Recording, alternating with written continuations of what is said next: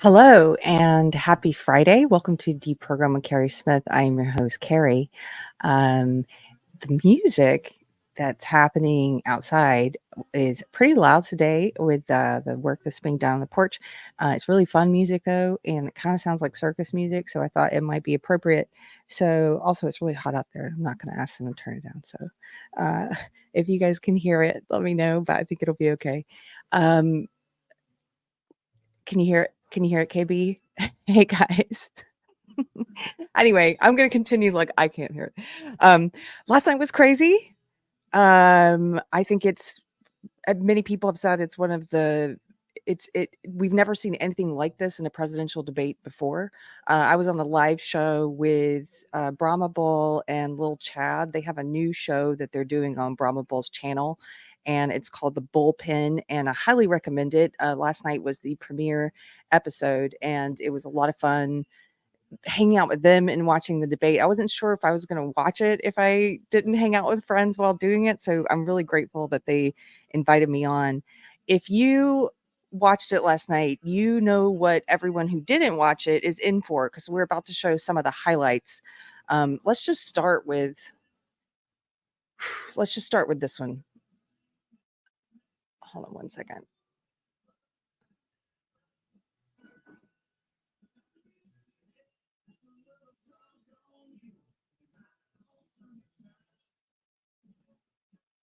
Sorry for the pause. Hold on. I've got so many things pulled up. Actually, no, let's start with this. This is terrible. Okay.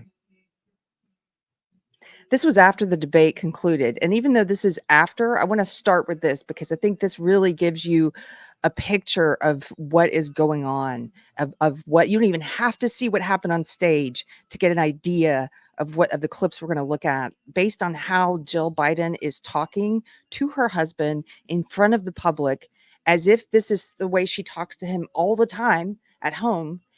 This is one of the creepiest things I think I've ever seen. Let's watch. Joe, you did such a great job. You answered every question. You knew all the facts. And let me ask the crowd, what did Trump do? Why?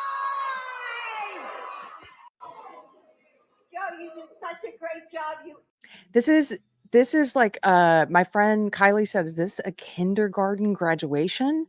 Watch this one more time. Not just the way she talks to him, but then the way she talks to the crowd. Joe, you did such a great job. You answered every question. You knew all the facts. Look at his smile. And let me ask the crowd, what did Trump do? Why? That's right, kids. He lied. And Joe, you get a trophy. You did such a great job. You answered all the questions. You knew all the facts. And he smiles like a 3-year-old who has pleased his mom. This guy is not there. This guy is not there. And they've known it for a long time. The thing is, it wasn't like this was completely shocking last night that he's not with it, that he's senile, that he possibly has dementia. This is not shocking. This has been obvious for years. It's shocking that they allowed his incompetence. They allowed that to be just broadcast nakedly, just abject nakedness to the world, that they allowed everyone to see this. For the first time, it was like the left was saying, hey, wait a minute, the emperor has no clothes. It was like the left was saying, wait, they were allowed to see him in his nakedness. The fact that he can't put two sentences together. The debate itself, was hard to follow because he was doing the thing he does where he mumbles a lot. But he was also, it seemed to me, experiencing flight of thought.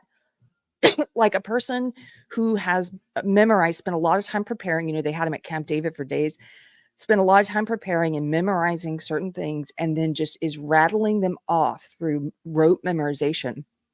And sometimes he was putting things together that didn't go together. He would get to the end of a sentence and just trail off, and there would be this awkward silence. Here, let me show you this. This is last night, right after the debate. Trump's team put together what in wokeness is calling a brutal 95 seconds of an ad just based on his performance. And this is not a mischaracterization of what we saw. This is actually pretty, this isn't sort of a taken out of context, or this isn't hyperbole. This is a great summary of his performance last night. And this is just incredible. Watch this.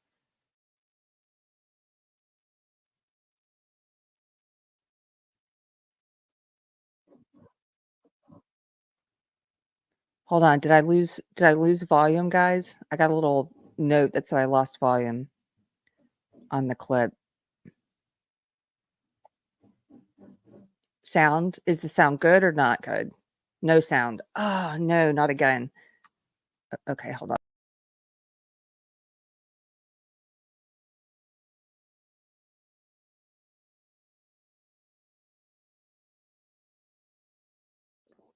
Okay.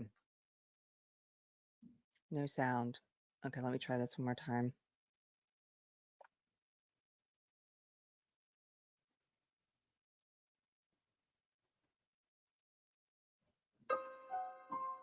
Both how are you? Making sure that we're able to make every single solitary person eligible for what I've been able to do with the COVID. Excuse me, with dealing with everything we have to do with.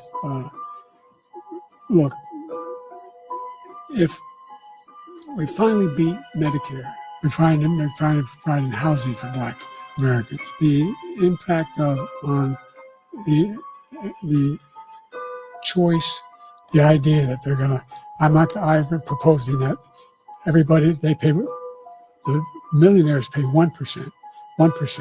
So no one I've not raised the cost of Social Security for anybody. I got my handicap, which when I was vice president, down to a 6. And wants to get away with, get rid of the ability of Medicare for us to be able to negotiate drug prices with the big pharma companies. What I'm going to do is fix the tax system. For example, we have 1,000 trillionaires in America. Billionaires in America. No one was hurt. No one Israeli was accidentally killed, and it stopped. And I'm going to continue to move until we get the total ban on the total initiative relative to what we're going to do with more border patrol and more asylum officers. That was it. That's what it was like watching it. It's incredible. Here, look at Chrissy. Chrissy Mayer, comedian, says, this reminds me of my first open mic. Look, there's so many young women who have been, including a young woman who just was murdered, and he went to the funeral. The idea that she was murdered by an immigrant coming in. They talk about that, but here's the deal: there's a lot of young women are being raped by their in-laws, by their spouses, brothers and sisters, it's just ridiculous, and they can do nothing about it. And they try to arrest them when they cross state lines. Thank you. It made no sense. He opened himself up several times. He stepped in it several times because he would say things that in response to questions that had nothing to do with it. So, for example, this was in response to a question about abortion rights. And this was pretty early in the debate. And he mentioned the little girl in Texas who was raped and murdered by illegal immigrants. He mentioned that they didn't mention it at first. He did. He mentioned it in his abortion answer. He said this little girl was just killed by illegal immigrants, and Trump went to her funeral. And it's like, what are you doing? Yeah, completely just in cognitive free fall. And again, though, they've known this for a long time. They've known this for a long time, and they've denied it. They've lied about it. They've gaslit us. What's incredible about it is they're not lying about it anymore. It's almost as if en masse, they just decided, hey, it's time to switch him, or this was terrible. We're all going to admit it was terrible for the most part. There's still a few crazies out there like Harry Sassoon that paid off. But let's look at what some of the leftists are saying. I mean, okay, this one is from the Young Turks. So this was some of their commentary on it. Now, Cenk Unger. Here we go. Let's hear what they have to say. Guys, this thing's over. Joe Biden is a disaster. And nobody's even listening to anything he's saying. So if you care a lot about politics, you're trying to focus on what he's saying, as we are, obviously. And Trump keeps saying one crazy lunatic thing after another, right? But Biden has no ability to counter him. And the whole time the split screen is killing Biden because he's got his mouth open. He looks confused, doesn't know where he is. He's lost his train of thought at least twice in like disastrous shape. Those are gonna be played 1 billion times in viral video after viral video. This is an epic disaster. I see people online saying, well, okay, that answer wasn't so bad. No, it doesn't. Any particular answer doesn't matter at all. This thing is over. He looks like he's barely surviving. I don't mean the debate, I mean life. And so there's no person that has a single brain cell left in their head who thinks that Joe Biden is the best candidate to take on Donald Trump. You would have to be even crazier than Donald Trump to think that. This thing is over. I'll guarantee you this. I would bet show me a Democratic politician and I will bet them any amount of money that Joe Biden's going to lose this election if he's the candidate. It's a guaranteed loss. This is incredible. Yeah, and I see some of you in the chat saying, Cenk is a lunatic. Absolutely, he's a lunatic. Have you ever seen that video of him freaking out on airport employees and he recorded it himself and uploaded it? I mean, he's a lunatic. That's what makes this so much, that even more powerful, because he's saying this. Look what Peter Boghossian said about it. Peter Boghossian said, when someone with whom you normally disagree is spot on in their analysis, it should be acknowledged. Let's look at what Van Jones is saying. Van Jones was tweeting that, I love Joe Biden, but this is sad. This is just sad. I just want to speak from my heart. I love that guy. That's a good man. He loves his country. He's doing the best that he can. But he had a test to meet tonight to restore confidence of the country and of the base, and he failed to do that. And I think there's a lot of people who are going to want to see him consider taking a different course now. We're still far from our convention, and there is time for this party to figure out a different way forward if he will allow us to do that. But that was not what we needed from Joe Biden, and it's personally painful for a lot of people. It's not just panic, it's pain of what we saw tonight. I just want to speak from my heart. It's just across the board. He lost Joy Reid, not Joy Reid. Look at what Joy Reid is saying. A slight cold as well, so I understand not feeling well. And obviously, Joe Biden comes in with certain deficits. He has a stutter. It is more difficult for him to communicate for that reason. So there's a lot to mitigate the way that he speaks, and you can understand it. And we've observed him for a long time. That said, I too was on the phone throughout much of the debate with Obama world people, with Democrats, with people who are political operatives, with campaign operatives. My phone really never stopped buzzing throughout. And the universal reaction was somewhere approaching panic. The people who were texting with me were very concerned about President Biden seeming extremely feeble, seeming extremely weak. And I'll just reiterate what I said earlier. President Biden had one job tonight, and it was one primary job. And yes, it was to litigate Donald Trump's, criminality and all of those things, but he had to settle his own party. Mm-hmm. He needed to settle Democrats. Democrats, they always talk about Democrats are bedwetters and Democrats are always panicking. Yes, Democrats are always panicking. They're always scared, right? They're always thinking they're going to lose. Like Democrats are very pessimistic. This is just neurotic. Who they are. They're neurotic. But Joe Biden's job was to reassure them tonight. His job was to calm his party, to make them feel that, yes, I can do this. I have 4 more years in me. I have the ability and the stamina and the strength to do 4 more years. He did not do that. he did the opposite of that.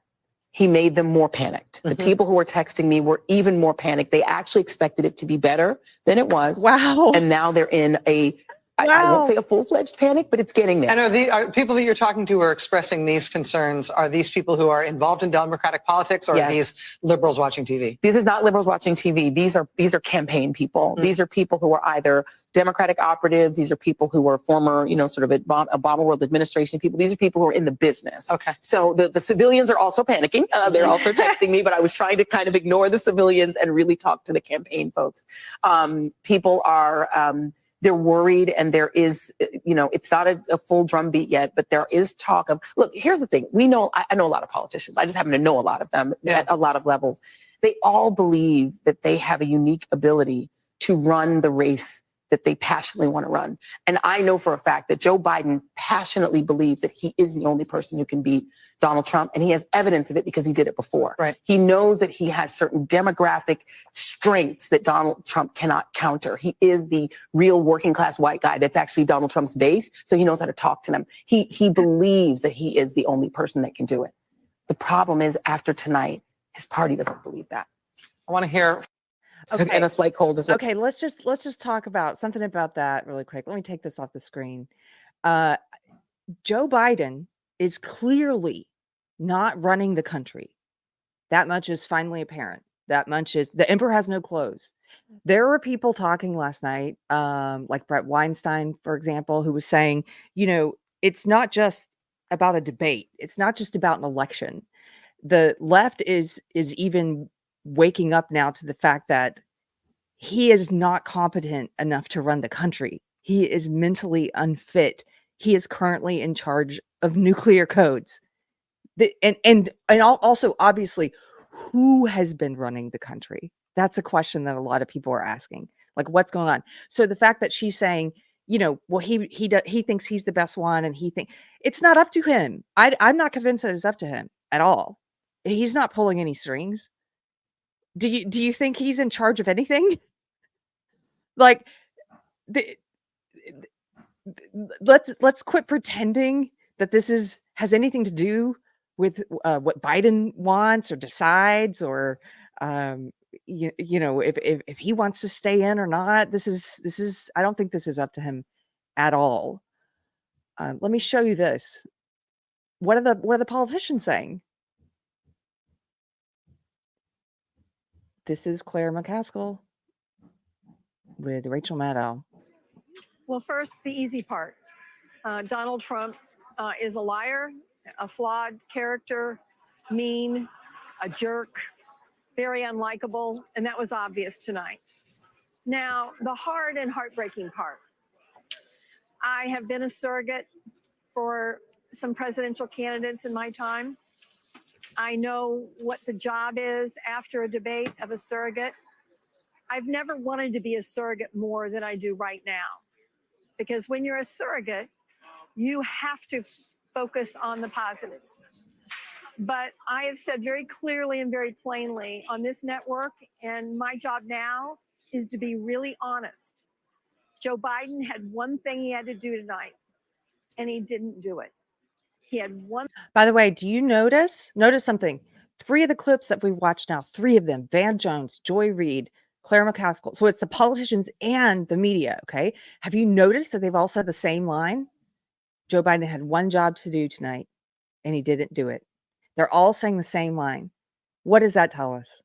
There are talking points going out. They've already sent talking points out. They're all on the same page. So it is the whole machine now turning against him.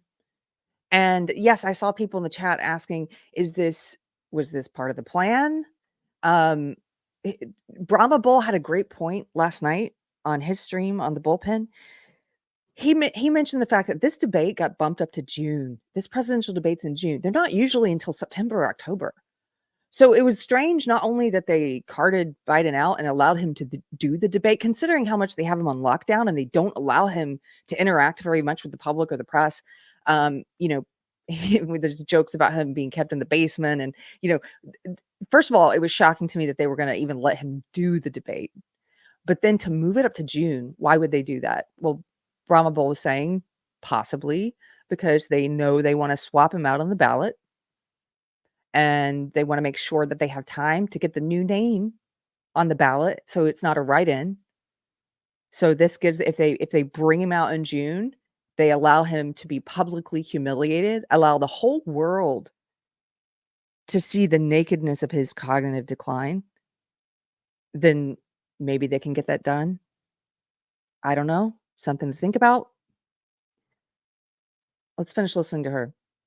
One thing he had to accomplish, and that was reassure America that he was up to the job at his age.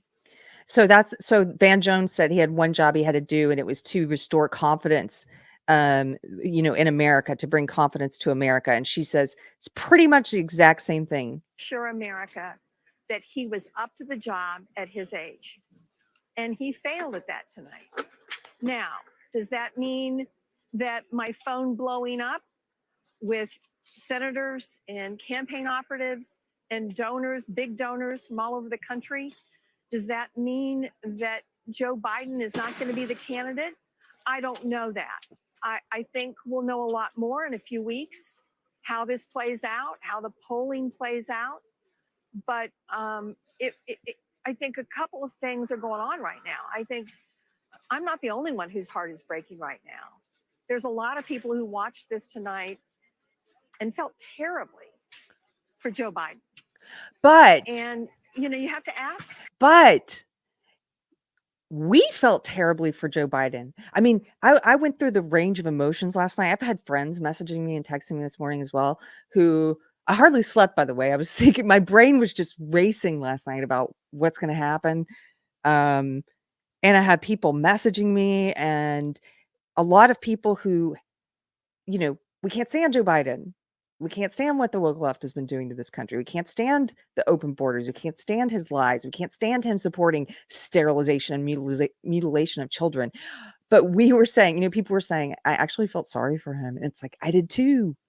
When we first started the debate at the beginning, I think I said something. I said to little Chad and Brahma, I was like, I kind of feel sorry for him. Like, how's Trump going to be an aggressive and on the attack? Because it's going to look like he's beating up an old man who's not there. It's not a fair fight, right? But at the same time, then there were other, there was a lot of entertainment. There were a lot of hilarious moments as well. It was just sort of up and down. And what I find very disingenuous, though, are these people on the left, in the media, and the politicians, and the people close to him, like Van Jones, like Claire McCaskill, like the people who knew and lied and covered it up and pretended like he was fine. And they've been telling us for years, no, don't trust your lying eyes. You're not seeing what you're seeing. Stop it. It's bad. You're making fun of him if you talk about it. He's fine. They said, by the way, remember this? They said Biden couldn't be indicted because he wasn't cognitively fit enough to withstand trial. Do you remember this? They said this. So it's like, and we were saying at the time, but he's fit enough to be president, right? Like, that's kind of crazy. You guys knew. So to sit there and say, this was sad, this broke my heart, it was so sad. You did this to him. His wife, that clip we showed at the beginning, Jill Biden. Let me take this down for a second. That clip of Jill Biden talking to him like a toddler in front of the public, like she clearly does at home all the time. You did such a good job. That's how I talk to my dog. Who's a good boy? Who wants a treat? She was talking to him that way. You are the woman who made a vow to love and protect him. He's supposed to be your 1+ union. He's supposed to be your husband, to love, honor, and protect. And you let this happen, knowing the state of your husband. You let him go out on that stage. You've let him stay in office this whole time. You let him be humiliated. So for them to say it's heartbreaking to see, it's just incredible. It was heartbreaking for some of us to see that you did that to him, that you allowed that to happen. It's crazy. I'm going to take just a quick second and thank some people. I see a lot of people in the chat today. Thank you. Thanks for coming and hanging out. We just need to like decompress and talk about everything that happened last night. And I'm happy I get to do that with you guys. Ace Hanlon, who's been a member for a month, says, how do you get through to people with severe Trump derangement syndrome? Well, that's something, right? Okay, so in answer to your question, Ace, let me put this on the screen. This is also just the state of things, just incredible. Look at this. So this was last night. They had a group of undecided voters, most of whom had voted for Biden, and they were over at CNN, where they do these panels, these focus groups. And so Frank Luntz was tweeting about this group of undecided voters all night. And in the end, I'm going to show you some of his tweets because we were looking at them on the stream last night. But in the end, they all turned against Biden. They all said he needs to be removed. These are people who voted for him. And then CNN also did this flash poll of who won the debate. This is CNN viewers. This is a CNN poll. And look at that number. They have Biden's the clear loser, 33% on CNN. This is CNN, guys. Trump at 67%. CNN viewers said Trump won. That's pretty incredible. I bring this up because you say, how do you get through to people with severe TDS? Well, look at them. There they are on the left. Look at those 33%. That's also crazy. Peter Boghossian, I was reading a lot of his tweets last night. I was reading just what everyone's saying. Peter said, this is astonishing. Imagine the reality that these 33% of people inhabit. Imagine what they would have to believe to come to this conclusion. I mean, I have to laugh at it because it's so crazy. It's madness to say he won. What? Imagine what they would have to believe to come to this conclusion. And even more remarkable is that these 33% of people live in the same society we do. They live among us. They live among us. They do. And so those people haven't been deterred. They're not swayed. They're going to vote for him no matter what. So Twitter was just wild in last night. It was I've got some stuff pulled up from Black Twitter to show you. Black Twitter was just hilarious. It was just astounding what's happening there. There were, like I said, like I've been showing you, just Democratic politician after media personality, just coming out and saying this was a total loss, and not just a total loss. We have to replace him. That was happening. But then you also had some of these people who are like that 33% that you're asking about with the TDS, who are just saying, this is fine. This is fine. I'm still going to vote for Biden. Everything's fine. And so I think I have some of those I can show you in a second. But to answer your question, like, I don't think that those people, I don't think you can get through to them. There's going to be a percentage of people that you can't, that you just, they're never going to wake up. They're too far in the delusion. They're too far in the cult. The ones who have any intellectual integrity left, who have any authenticity left, those people, if they saw this performance last night, their eyes were opened. It may be the first time that within their echo chamber, they were allowed to see him like this. Because remember, I was in that echo chamber for 20 years. They only see what the cult shows them. They have so many psychological blocks and controls set up that prevent them from reading or watching or interacting with anything on the quote unquote other side, right? That's a bad thing. You don't do that. So they don't see anything except for the approved cult stuff, which also begs the question, why are so many of the approved cult media talking heads now turning in unison and using the same prepared talking points? They're telegraphing to the left. People like Joy Reid. They're saying it's over for Biden. We need to replace him. This is an emergency now. They're giving them their marching orders. They're telling them now it's bad. They listen to what they're told. And so I think some of those people, though, who have more integrity, I think this could have been that waking up moment for them. What James Lindsay calls, well, sometimes he's called it your woke breaking point, where you start to see wokeness operating around you, like the social justice ideology that we live in.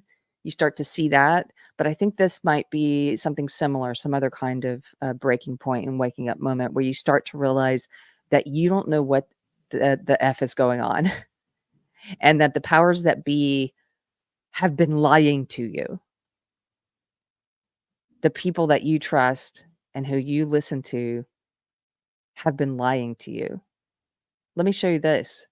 This was from a friend of the show, 5 Times August. He's a musician.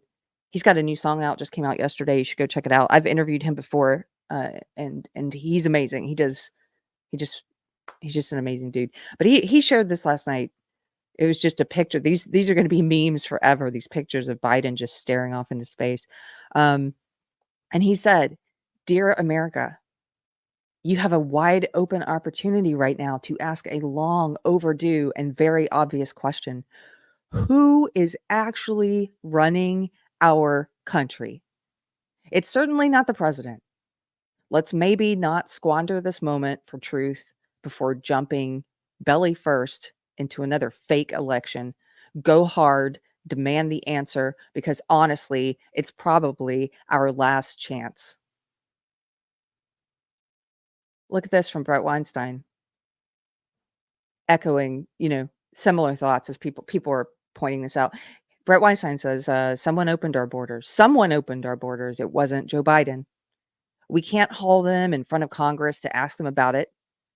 We can't FOIA, Freedom of Information Act. We can't FOIA their emails because we don't know who they are. Do you see the problem? You can't hold a shadow government responsible. You can't hold the swamp responsible, the deep state responsible.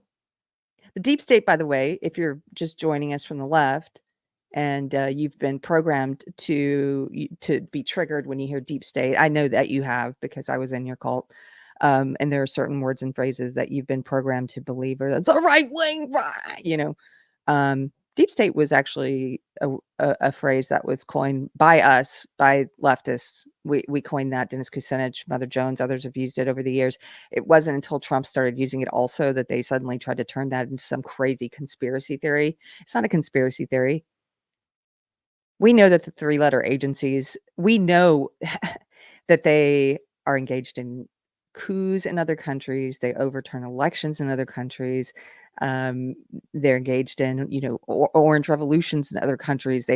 Do you think that somehow they have this, standard of ethics that prevents them from doing that here in the US? Are you kidding me? That prevents them from, these are people who say in the office, no matter who becomes president, these are the people behind the scenes. So it's not some conspiracy theory. The left has known this for a while. It's just sort of like we all collectively forgot it when Trump got in office. Just like, we were opposed to the Iraq War. We knew not to trust CNN back then. Remember that? We knew not to trust the CIA. We knew not to trust CNN when they were selling us the bogus Iraq War. But that's because a Republican was the president. That's why we were so skeptical. I'm realizing that now. And he was a terrible president, W. I haven't changed my mind on that. But we were skeptical and we did not trust the deep state. We did not trust the CIA. We did not trust CNN or the media. We knew all of this stuff was corrupt. And then we somehow forgot that. We forgot all of that. It's kind of crazy.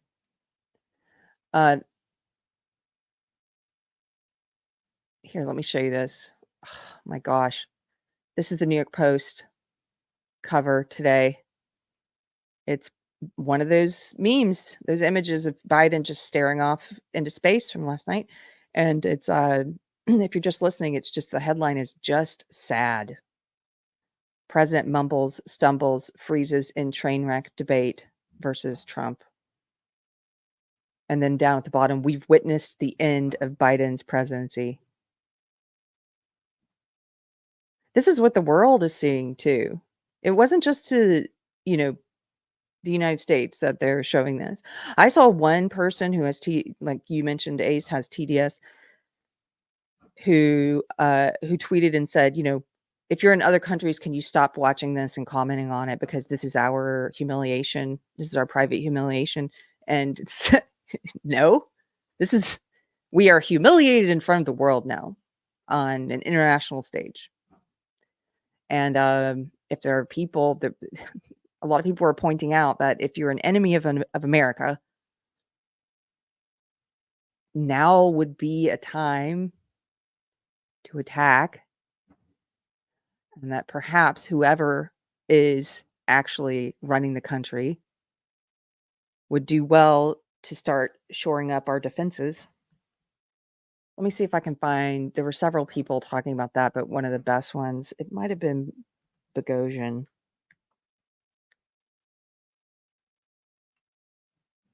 Yeah. So who's been in charge all along? Here we go. Look at this one. Peter Bogosian. If I were an enemy of the United States, I would act within the next 72 hours. It is essential that whoever is actually in charge, if you love your country and have even an iota of decency, mobilize troops and governmental agencies to prepare for a catastrophe, for a possible catastrophe. He's not wrong. I hope someone's doing that. I hope whoever is in charge is doing that.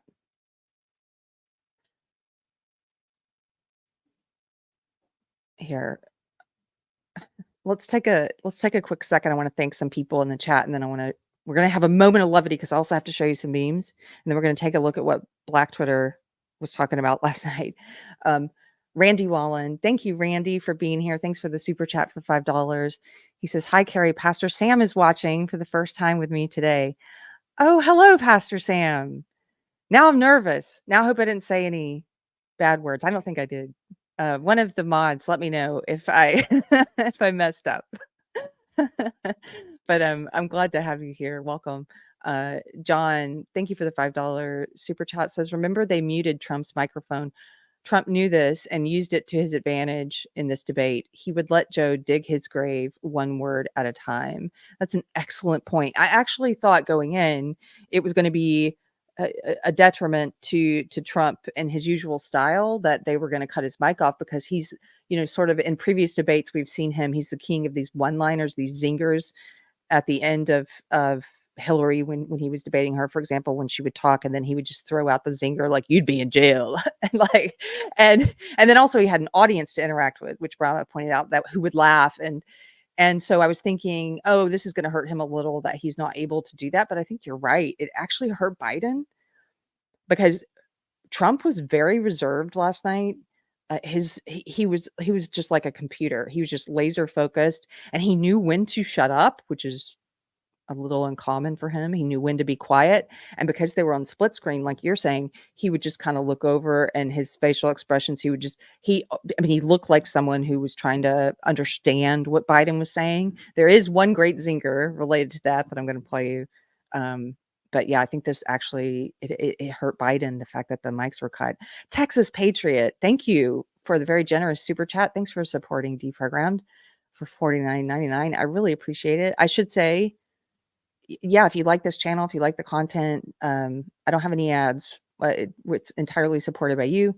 So if you like it, you can leave a super chat. You can visit Subscribestar or Locals, or here at YouTube, they have memberships, whatever you want.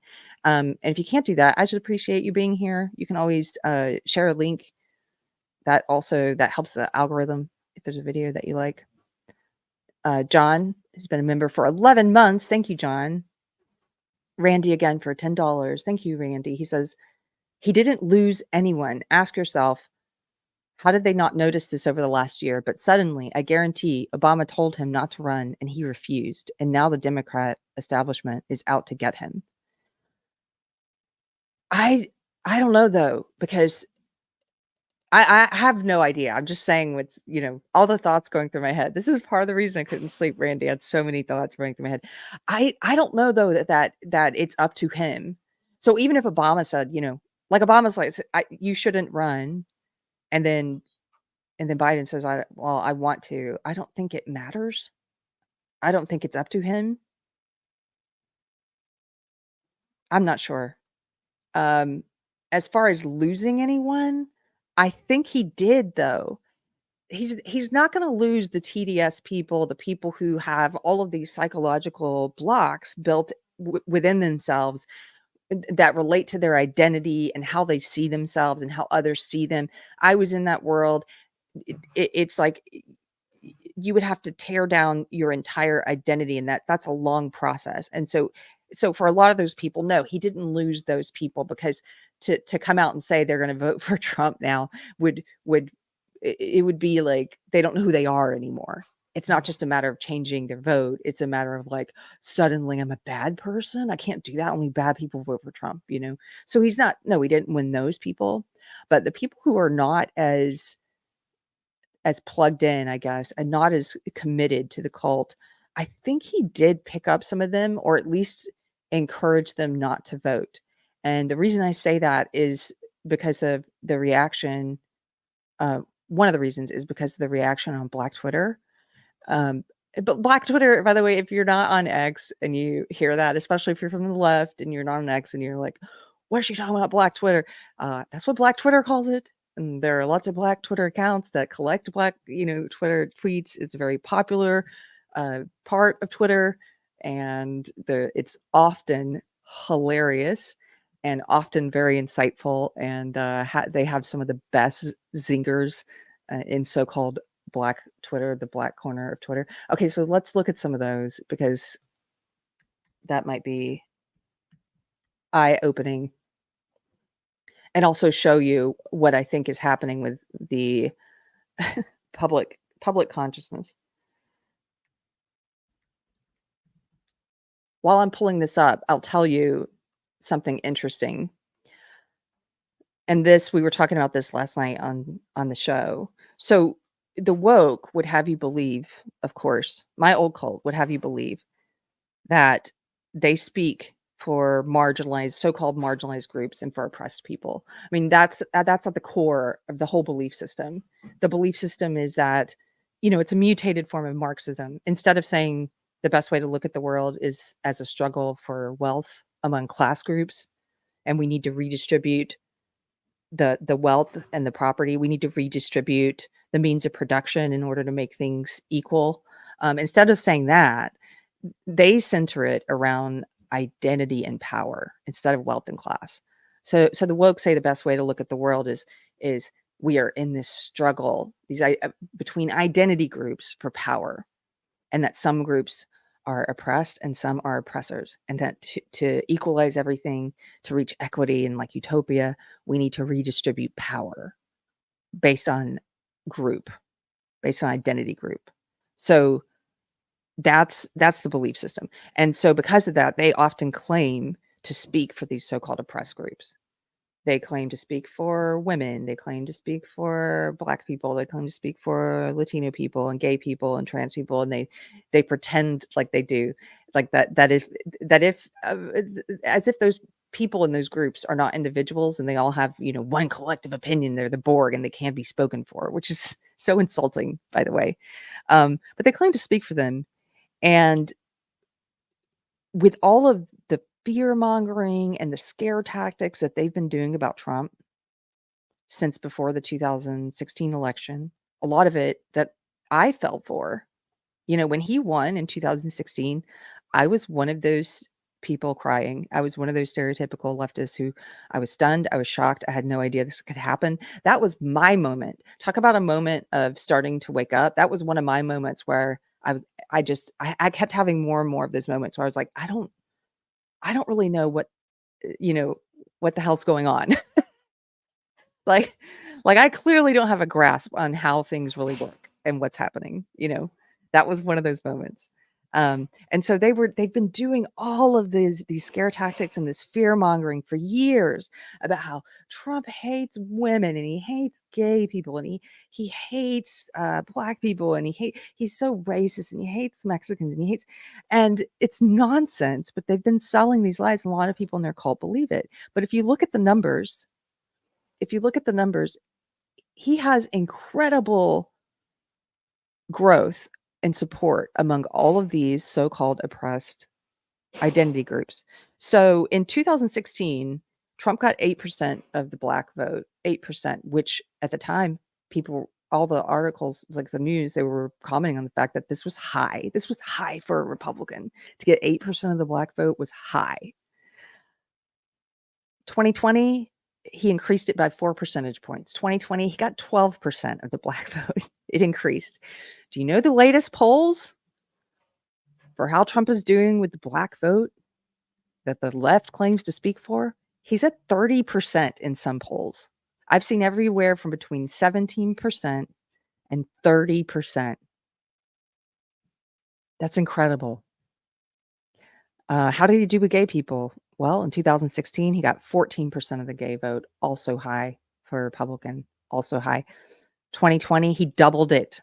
He got 28% of the LGBTQ plus vote, 28%, 30, a third. You think that's not going to be even higher this time? Yes, it is. Yes, it is, with everything they've ramped up in the past 4 years. With the split that is happening in the so-called LGBTQ community, as if you can be linked to people based on we're in a community together. Why? Because of what we do in the bedroom. Okay, maybe you should form alliances based on opinions and beliefs and this whole identity thing of like, I'm in a group with women. We're in a community of women. Why? Because of our anatomy. It's just a dumb way to form an alliance, I think. But so in the LGBTQ plus IA, so-called community, that's all breaking down. Those tactics are breaking down. We've seen that in the past 4 years with groups like Gays Against Groomers becoming wildly popular, LGB without the T, all of these groups that are pointing out like, hey, kind of seems like you're using us, kind of seems like you're pandering to us and using us, and also, mutilating and sterilizing children in our name, which I don't want you doing. That's happening. So he had 28% in 2020. He's going to get a lot more in 2024. I say all this because of Black Twitter. Now, somebody started compiling last night. They searched for the terms N-word with an A, Trump and Biden. And they just did a quick scan, and there are tons. There are like thousands of these. At one point, it was trending. Here, let me just show you what I'm talking about. Okay. Now, for obvious reasons. Oh, wait. I'm not going to read these. I'm not going to read these words. People clipping me. But this is just a small sampling, and there are others. I have it just pulled up on and on and on. It's hilarious. This is Black Twitter reacting like, bro, this N-word Biden got to be tripping. This N-word Trump is killing this N. This N-word Trump is in the zone. # presidential debate 2024. This N-word Trump is hilarious. And then a ton of laughing faces and a smacking your face. And then he is owning Joe and all these bias reporters. There's another, this N-word Trump is funny as F. Another, I hate that this N-word Trump is funny as hell, man. It's just like on and on and on. If you go do a search and you're going to come up with some of the funniest stuff you've seen, and people saying like the last one we just read there where they hate it, but they're going to vote for him now. And like, look at this one. This N-word done. The hood is going with Trump. And then he has a clip saying winning is easy. A clip of Trump. Yeah, it's just it's a huge shift. and a lot of the commentators who are covering oh, look at this. Malcolm Flex. I love Malcolm. He says, this N-word Biden is absolutely cooked, man. Trump is going to pull this out and write his name in the death note before it's all over. Like, yeah. Yeah, if you want a bit of levity and if you want to see how people are responding to it and how it's swaying opinion, go and take a look at responses like that from last night. It'll make you laugh. And I think it'll also encourage you that not everyone has TDS and that not everyone can't look at reality and see it for what it is. Thank you to Rink. I hope I'm saying that right. Hollander for $2.49. Thank you very much. I appreciate it. I can't see your super sticker I can't see it here on Subscribestar, but I appreciate you. Thank you for supporting Deprogrammed. Hey, Phil TMNT became a new member. Good to see you, dude. Thank you so much.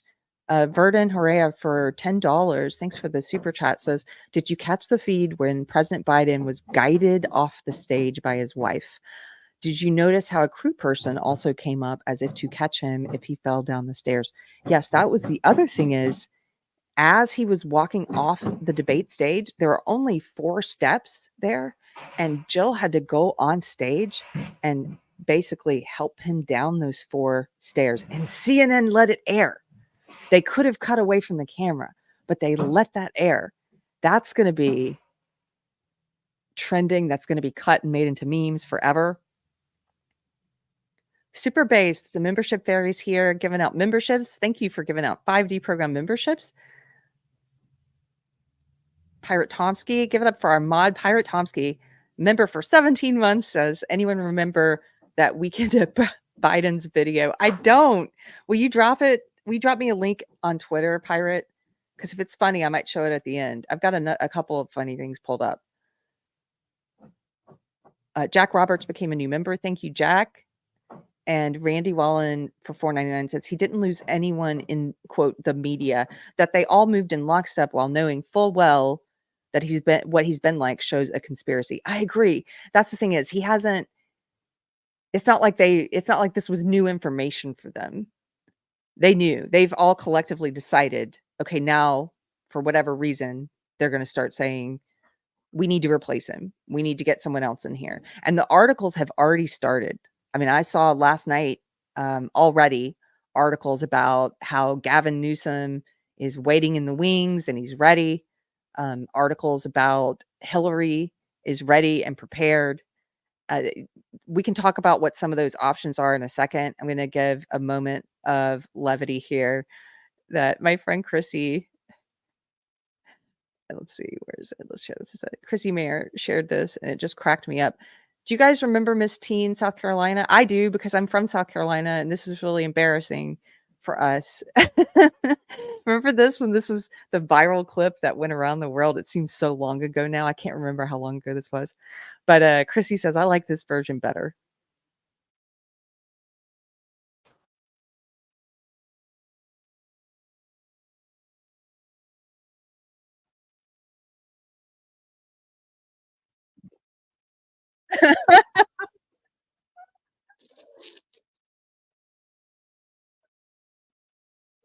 Oh no, no sound again.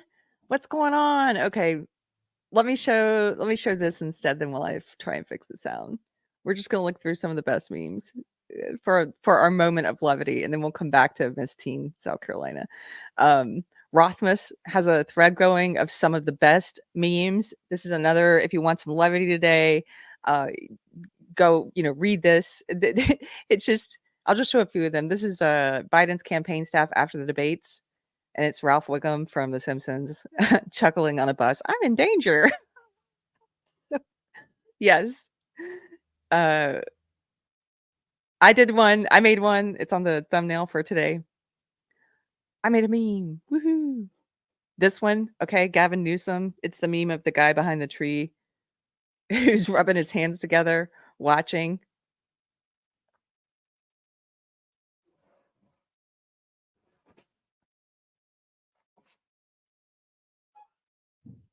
what viewers saw, what memers saw, how to watch the debate, read the memes tomorrow. Democrats during the debate throw in the damn towel. This one is hilarious. This is Biden with a Halloween spirit store on his forehead. It's just open for other business. This one, he really looks like Jeff Dunham's puppet, doesn't he? Biden.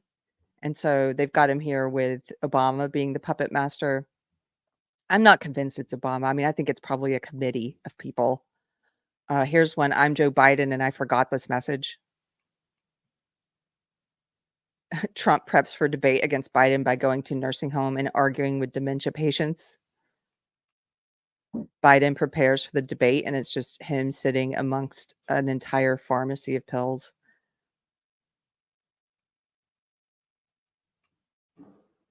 Biden has looked like this the entire debate. The memers are just out of control having fun with this, and they're doing some really funny stuff. Here's one where the Democrats are rats and they're all jumping off the USS Joe Biden.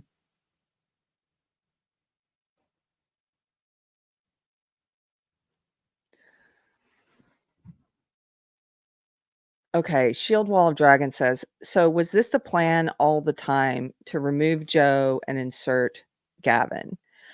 That's the big question, right? I mentioned earlier, I don't know if you were here earlier, but Brahma Bull had a great point last night, which is the timing of the debate. They moved the debate up to June. Usually the debates are in September and October. They moved it way up to June. And one potential reason for that might be that they wanted this to happen so they can replace him and still have enough time to get the new person's name on the ballots so that it's not a write-in. That could be a reason why they moved it to June. Who knows? Everyone's speculating right now, but it is very strange that all of the media, they were all like had the same talking points. The media, the politicians, you can tell one of those press releases went out and they're all on the same page, pretty much walking in lockstep. As for who they're going to put in, I mean, what do you guys think? Tell me in the chat. I mean, if they were to replace him, a lot of people say Michelle Obama, and we talked about this last night on the bullpen. I don't think it's going to be Michelle. She's on the record. She doesn't want to go into politics. I just don't get a sense that it would be her. I agreed with Brahma that I think it would probably be Hillary. And here's why, because Hillary feels like it's owed to her and the party feels like she's owed it. There's this whole sense of she was robbed in 2016, that shouldn't have happened. It should have been hers. Remember, she didn't even do a concession speech that night. I think she was probably drinking. I don't know. But it was this whole thing of, the 2016 election wasn't fair and Russiagate and all this and my election and my turn. It was my turn. And I think that there's this sense among the politicians and the people, the activists and stuff on the left that it's her turn, and she's a woman, and they would still be able to get their first female president thing. And she might be one of the only people that Kamala would step aside for. I don't think it's going to be Kamala because she's so unlikable, and it's not that they have to win. It's not that I don't think they actually have to win. I'm just going to say what I want on YouTube. I've been doing that lately. I think they lax their rules on talking about election interference, and so I think they're doing that in case they want to be able to, in case Trump wins and they want to be able to say that he cheated. They've been relaxing their rules. So anyway, I'm going to say what I want, which is that I don't believe that they actually need someone who can win. I just think they need someone who has the appearance that they can win, like someone that the left believes could win, and the left believes Hillary could win. A lot of them still believe, or they believe that she won in 2016. Remember that when they were talking about the Electoral College and Russiagate and everything, a lot of them believe that she was the rightful winner. They think she could beat Trump, and that's all they need is that belief, because they can fix the votes. YouTube, don't take down my video. I'm saying they can, they could. It's a they could. It is a possible thing that could happen. It is a possible thing that could happen. That's all. I'm not saying they're going to. So I think it could be her. Out of all the people that they're talking about, Gavin Newsom scares me the most. Gavin Newsom is, in my opinion, just one of the worst psychopaths, narcissists, sociopaths, however you want to characterize him. Just a really evil cluster B individual. Everything about him makes my stomach coil up into a ball. Like a monkey who sees a snake, I want to run when I see him. I want to get far away from him because of the darkness just roiling off of him. I think he's thoroughly evil. I don't think he has any human-like qualities left in him. I think he's completely possessed by darkness. So, and I don't look forward to, if he is the person they put on the ballot, if they do put someone else on the ballot, I don't look forward to having to watch him do the Duper's Delight predator smile all the time. I don't like the idea of having to watch that and have my skin crawl every time. Ooh, yes, scummy, like the definition of scummy. SD0. There need to be more exposés on that guy, right? Just think of the stuff we don't know about him. It was so funny. He tried to dunk on Trump last night, and he was posting all this stuff about here, let me see if I can show you this. He was posting all this stuff about well, one of the things he mentioned was about porn stars, and he said if you have to say that you didn't have sex with a porn star, then you've already lost. He was commenting on Trump, who said, I did not have sex with a porn star. He said, if you have to say you didn't have sex with a porn star, then you've already lost. And I just replied to him and I was like, so is it better or worse than having to say that you did have sex with your secretary, the wife of your best friend and campaign manager? Because remember, he did do that. He did do that. He did come forward and admit that and confess that. So I'm sorry. Who are you to judge him? Like, where are you on what platform? What is the moral decency platform that you're standing on? Where does your foundation come from, Gavin Newsom? Like on what foundation are you making that judgment? I'm not saying the judgment's wrong. I'm saying, why are you doing it? And these are just the things we know about him. Imagine all the stuff we don't know about this guy. Super Base for $5. Thanks for the super chat. Says YouTube, Gavin Newsom vows to end homelessness in San Francisco in 10 years in 2008, billions later, with more power, and it's exponentially worse. Oh, yeah, he's destroyed California. And they want to export that to the rest of the country. So I don't know, out of everyone they've mentioned, I really hope they don't replace Biden on the ticket. I hope that's obvious. I think it's best if they don't replace him. On the other hand, I don't want him running the country right now. So I don't know. I'm going back and forth. I wish they would replace. In some ways, I wish, they could remove him from office right now. Like, but then what are we left with? I mean, it's not, we're not safe with him in office right now. If I were just looking at it from a political perspective in terms of the election, I would say I want him to stay on the ballot, because it's going to be easiest for Trump to have a huge margin over him. And I don't like the idea of, out of all of them, Newsom's the one I really don't like the idea of Newsom on the ballot. Riank Hollander for $5.99. Thank you so much. Says they moved up because people forget after about 6 weeks. You mean the debate? Possibly. Yeah, I'm not exactly sure. If somebody in the chat knows what was their justification for moving it to June, the debate, let me know. So there were a couple things here. Let me just share. I'm just going to scroll through this. There are a couple things that I wanted to show you. One is this is one of the funniest tweets, the best tweets from last night. This guy, Nate Schulman, he said, well, after the debate ended, he said, well, it's in the hands of the voter fraud now, which just killed me. It's so funny.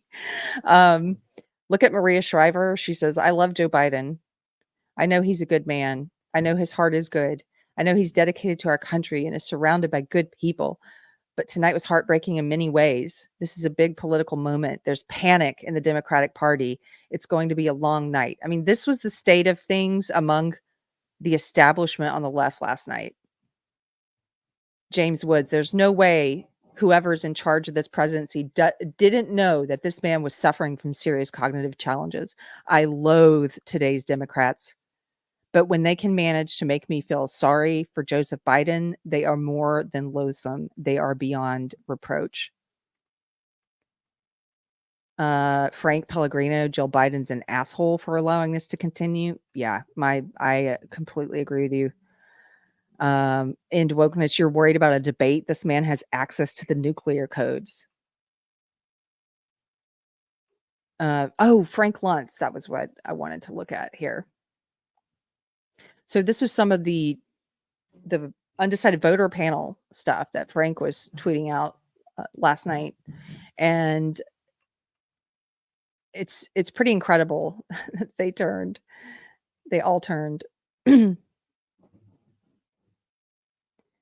Here's what he's saying this morning. Not that I think it'll happen, but the only way Biden can cancel out last night's debate is to speak in front of live cameras every day for the rest of the campaign and act like his former self.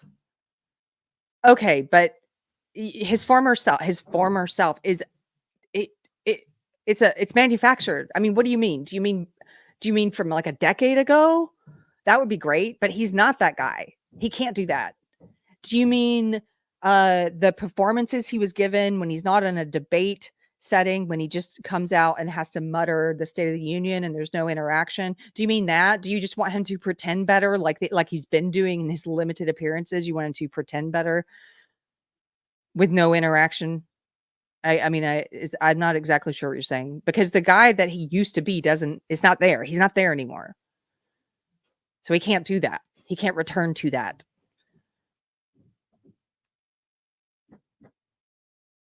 He also, last night, Biden's campaign was saying he didn't perform well because he had a cold, which is just, that doesn't, I too had a cold and then wasn't able to speak, and it led to cognitive decline. No, that's not a cold.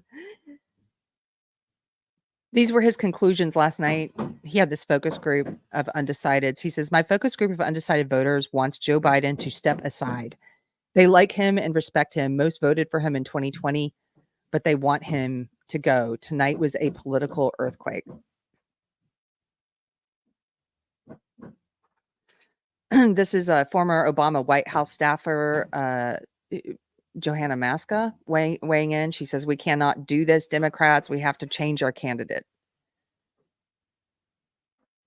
His whole focus group was in agreement that Biden lost. They were just asking, would you characterize it as a Biden loss or a Trump win? And so that's what they were divided on. Is it better characterized as a Trump win or a Biden loss? And they were split on that. Another comment from my focus group of undecided voters, the expectations tonight for Biden were just to show up and look alive. And he blew it. Yeah.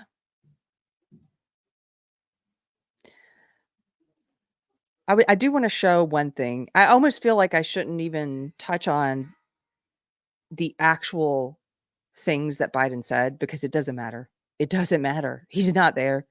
So what does it matter what words he memorized and was saying? But there is one thing. There is one thing he said that I want to touch on. And this is one of the biggest lies. I was pretty upset about this last night when we were watching it, that I just couldn't believe that they allowed him to still trot out this lie.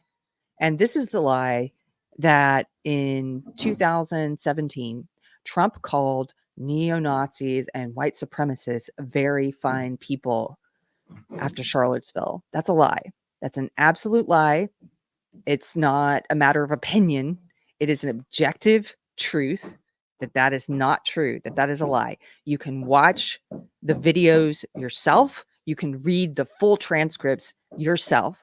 And yet the media and the politicians push this lie on us for years. And I know for myself and many other people, this was out of many, but this was one of the big lies where we just, it opened my eyes to a lot at the time in 2017. This was in the middle of me leaving woke and figuring things out. And when I saw how they lied to me about that, and I read what he actually said, and I watched the video, I couldn't believe that they were so bold as a bold-faced lie about what he said. And so it took Snopes 7 years to correct the record on this, by the way. 7 years until they finally said, hey, yeah, he didn't do that. He didn't call Nazis very fine people. He didn't call white supremacists very fine people. That's a lie. It took Snopes 7 years to get that right. Mr. Generation says, no, it's great they're repeating debunked accusations. It says more about them than Trump. That's true. Plus, I think there could be more people who are having that waking up moment like myself, but are having it now. There might be more of them who are like, wait, what's Keri talking about? Or what's so-and-so talking about? Is that, what did he really say? I never looked into it. Maybe I should look into it. You should look into it. You should go read all of it and actually watch it. One thing you'll start to notice if you start leaving that echo chamber is when I started leaving it, I realized that most of the media sources I read in the mainstream media, the leftist media, they don't give you original source material. It's very hard to find it. They will do articles telling you what to think about something. They will tell you what was said, but they won't put full quotes in it. They'll maybe put one quote out of context. They won't put video links where you can watch the whole thing. They don't want you to have source material. They want to give you the opinions that you hold so that you have received opinions. They want to tell you what to think about it. And the more you start to notice that, like it'll start popping out to you all the time. It's hard for me to read news articles now when I see it in almost every single one of them. And then he said this, and they paraphrase it, they characterize. He did this. Really? Where are the quotes? Where are the quotes? Can I see them? No, you're not going to link to them. Aren't you a journalist? Here, I've got them pulled up. Let's just look at them. This is the one thing that I think it's worth covering, because my goal with Deprogrammed has always been to help people who are in my old cult, the social justice cult, the woke cult, to leave it, to see it for what it is, to understand that it is not liberalism, that it's actually very illiberal. It's opposed to liberalism. It's for censorship. It's for violence. It's for racism. It's for sexism. It's not liberal. And I welcome people waking up. I don't care how late it is. I don't like it when people who are I don't know, conservative or libertarian or based, if you want to use the term base. I don't like it when they say, too little, too late. It's never too late for you to have that waking up moment. It's never too late. You can't be late to my party. If I throw a party, you can come, like an actual physical party. You can come 2 hours late. I do not care. We're going to have fun. So it gives people zero incentive to change their mind and to come over to your way of viewing things. It gives them zero incentive to do that. If when they do, you tell them too late, not wanted here, then okay. Do you not want them to understand your perspective? That's not helpful. Okay, so for anyone who might be new here, maybe you're on the left, maybe you don't know that this was all a lie. This is the Time magazine article from August 14th, 2017. And these are his exact quotes. Now I've got he gave quotes on it August 14th and August 15th. So I'll just read a little bit of this. Speaking from the diplomatic reception room in the White House Monday afternoon, Trump said plainly that, quote, racism is evil, end quote, and that members of the Ku Klux Klan, neo-Nazis, and white supremacists are, quote, repugnant to everything we hold dear as Americans, end quote. Yes, they are. And then they also have this little excerpt, quote, as I've said many times before, no matter the color of our skin, we all live under the same laws. We all salute the same great flag, and we are all made by the same Almighty God, he said. And so then they have the complete transcript. You can read it from start to finish of everything he said that day. Here's where he starts talking about how he met with the FBI director and the attorney general about what happened in Charlottesville. He says the Department of Justice has opened a civil rights investigation into the deadly car attack that killed one innocent American and wounded 20 others. To anyone who acted criminally in this weekend's racist violence, he calls it racist violence, you will be held fully accountable. Justice will be delivered. As I said on Saturday, we condemn in the strongest possible terms this egregious display of hatred, bigotry, and violence. It has no place in America. And as I have said many times before, no matter the color of our skin, we all live under the same laws. We all salute the same great flag, and we are all made by the same Almighty God. We must love each other, show affection for each other, and unite together in condemnation of hatred, bigotry, and violence. We must recover the bonds of love and loyalty that bring us together as Americans. He continues, racism is evil, and those who cause violence in its name are criminals. And thugs, including the KKK, neo-Nazis, white supremacists, and other hate groups that are repugnant to everything we hold dear as Americans. I mean, how much more clear can you get than this? But don't worry, he gets even more clear. We are a nation founded on the truth that all of us are created equal. We are equal in the eyes of our Creator. We are equal under the law, and we are equal under our Constitution. Those who spread violence in the name of bigotry strike at the very core of America. 2 days ago, a young American woman, Heather Heyer, was tragically killed. Her death fills us with grief, and we send her family our thoughts and prayers and our love. We also mourn the 2 Virginia state troopers who died in service to their community, their commonwealth, and their country. So he goes on to talk about the troopers. He says, in times such as these, America has always shown its true character, responding to hate with love, division with unity, and violence with an unwavering resolve for justice.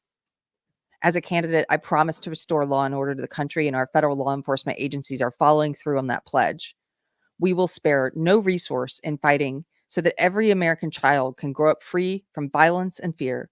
We will defend and protect the sacred rights of all Americans, and we will work together so that every citizen in this blessed land is free to follow their dreams in their hearts and to express the love and joy in their souls. Thank you. God bless you.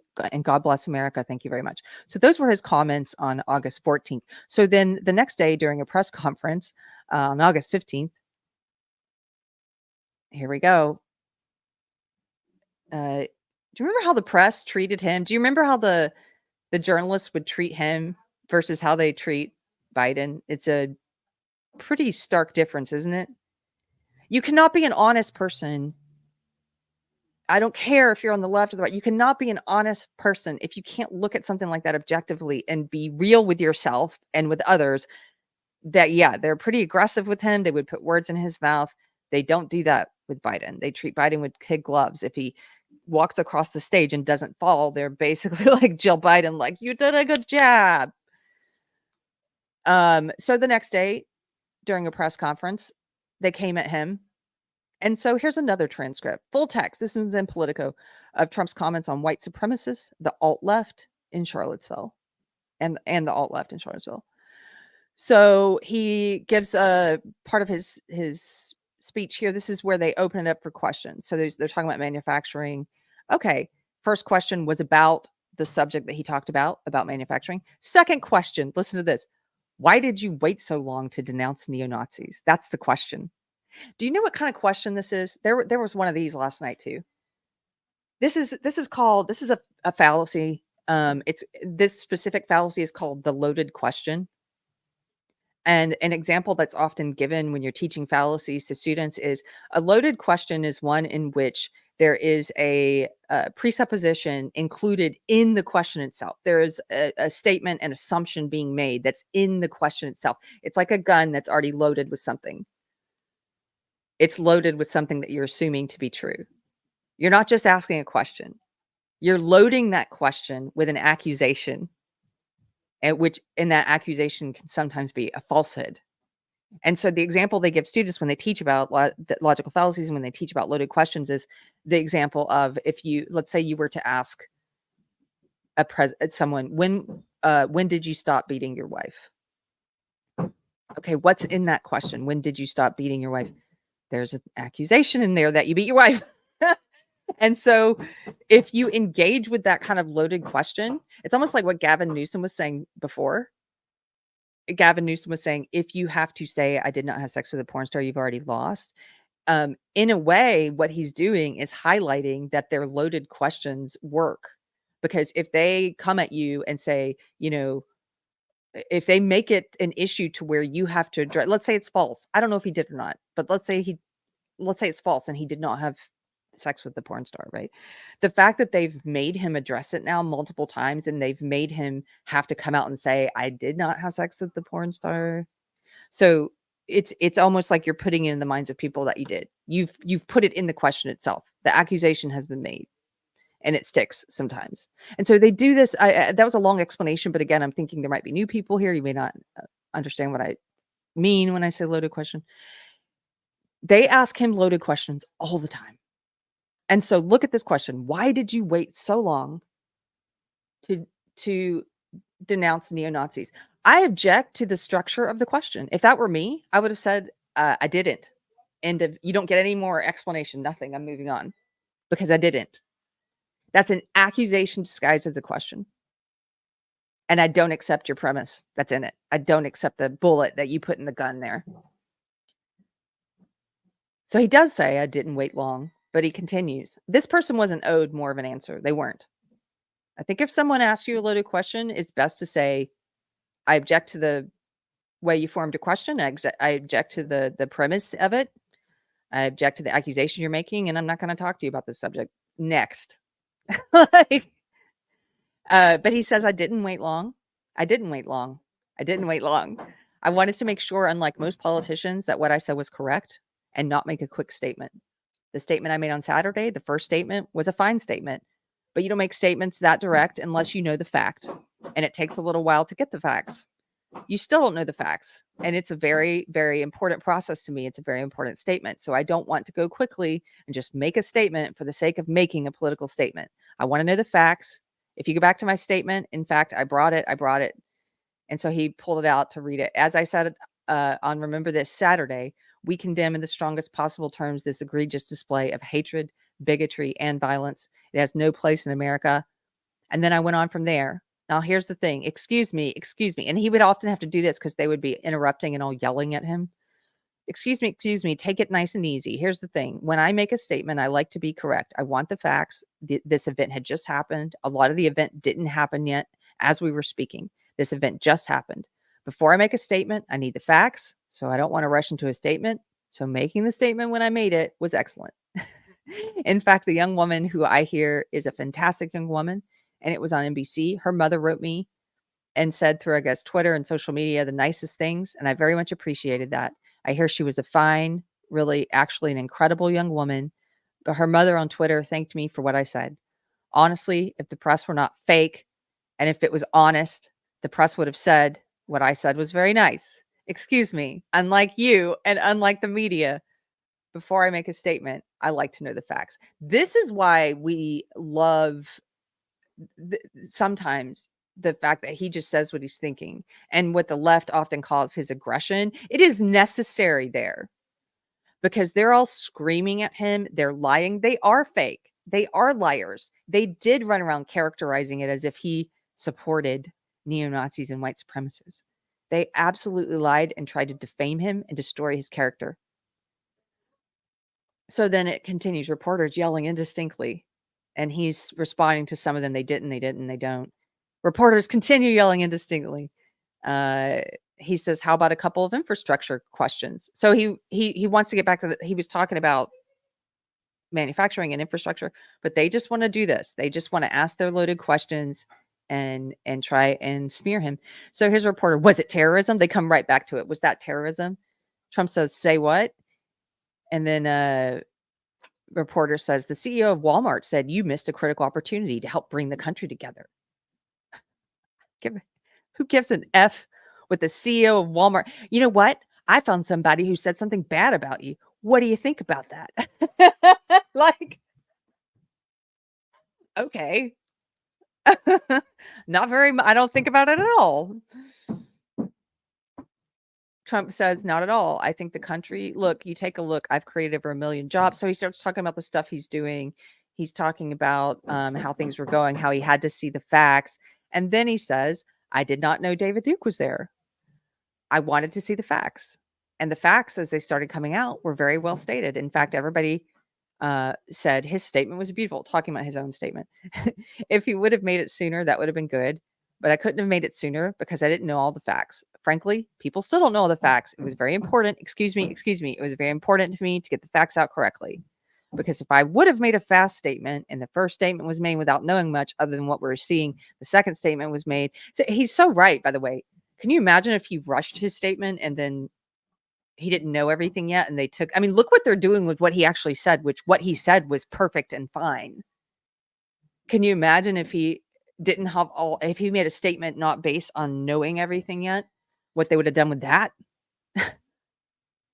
So the reporter continues, 2 questions. Was this terrorism? And can you tell us how you're feeling about Steve Bannon? Trump says, I think the driver of the car is a disgrace to himself, his family, and this country. And that is, you can call it terrorism, you can call it murder, you can call it whatever you want. I would just call it as the fastest one to come up with a good verdict. Basically, he says, let's get a good verdict on this guy. If you want to call it terrorism, sure. Murder, yes, it is. He goes, that's what I would call it. And there's a question. Is it murder? Is it terrorism? Then you get into legal semantics. The driver of the car is a murderer. What he did was horrible, horrible, and excusable thing. So then they ask him again, how do you feel about your chief strategist, Mr. Bannon? And another one says, Steve Bannon. And Trump says, I never spoke to Mr. Bannon about it. And then another one says, can you tell us broadly, do you still have confidence in Steve? And so he talks about Steve Bannon for a little bit and McMaster. And then here we go. Let's get down. So reporter says, Senator McCain said that the alt-right is behind these attacks. And he linked that same group to those that perpetrated the attack in Charlottesville, the alt-right. Okay. Trump says, well, I don't know. I can't tell you. I'm sure Senator McCain must know what he's talking about. But when you say the alt-right, define alt-right to me. You define it. Go ahead. Define it for me. Come on. Let's go. I'm pausing here to say this is very important to define terms in this day and age because the left has done such a great job of changing the meaning of existing words and coming up with new words. And they've sucked the meaning out of things like harm, woman, liberal, the list, racism, the list goes on and on. And so it's oftentimes, especially if you want to have a conversation with people who disagree with you, it's hard to have a conversation if you're using the same word differently. So you're not even talking about the same thing. So you have to ask, you have to define terms. What do you mean by that? What do you mean by alt-right? And again, this was at a time in 2017 when the words alt-right and alt-left were just starting to populate. This was the first time people were starting to use these terms, and alt-right in particular was changing rapidly. The meaning of alt-right, because when alt-right was first being used, it meant people in the broad mainstream right who are not a part of the neocons, who are not a part of the establishment conservative, who are alternative, who are different, who are outside of that traditional neocon path. Like it was broad. It was very broad. Alt-right. Over time, it became more specific, just like the word woke. The word woke has changed in meaning and become much more specific over time. Alt-right at this time was when it was starting to change, and it was starting to only be associated with white nationalists, white supremacists, racists, anti-Semites, the neo-Nazis, the KKK, those people, Groypers, racist, actually deplorable people. It was getting very specific. And so he asked them, Define it for me, right? And the reporter says Senator McCain defined them as the same group. Okay, well, that's not a definition of what they are. That's circular. The alt-right was there. What's the alt-right? The people who were there. That's circular. That's a circular definition. What does that mean? Okay. Define it for me. I'll define it using itself. So then Trump says, okay, what about the alt-left that came charging in? And then he goes, excuse me, what about the alt-left? Because they all start yelling. They didn't like alt-left. I remember this. And this was when 2016, 2017, this is around the time I was leaving the woke cult, the alt-left. I was trying to figure out what to call it. At this time, woke was not something that people had settled on yet. And I was mostly calling it social justice, which I still do, social justice ideology, SJW-ism. I was calling it alt-left. I wrote an article at the time. I think it was published in Fee. I should have pulled that up, but the article was that the alt-left and the alt-right are very similar. They're like a reflection of each other. They need each other. The alt-left being the woke social justice ideology that I had been in. And so when people started using that term to accurately describe social justice ideology, the woke, and then maybe even more specifically, just like alt-right came to be known as specifically the racist extremists and the white nationalists and, you know, the KKK people, alt-left it started to be known more specifically as the extremists in the woke left, as Antifa, as BLM, as the ones who would riot and wear masks and kill people and set, you know, cities on fire, pepper spray people, bloody people, attack them. That's what it came to be known as. And the mainstream left hated it when you called it alt-left. They hated it.